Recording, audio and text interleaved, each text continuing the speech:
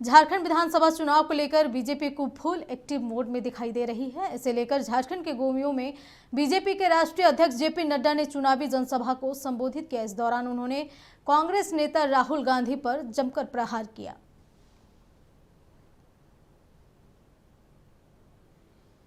कि भारत की गरीबी, मैं नहीं बोल रहा हूं, नीति आयोग बोल रहा है कि भारत की गरीबी आज 25 करोड़ लोग गरीबी की रेखा से निकल करके मध्य इनकम के ग्रुप में आ गए।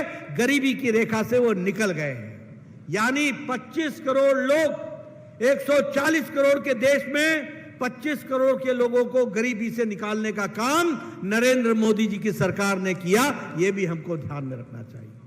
और ये कैसे हुआ, ये कैसे संभव हुआ है?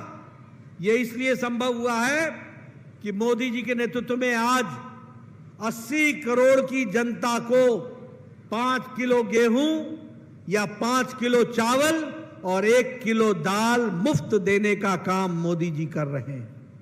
इसलिए आज कोई भूखा नहीं है, सबको भोजन की व्यवस्था दी जा रही है।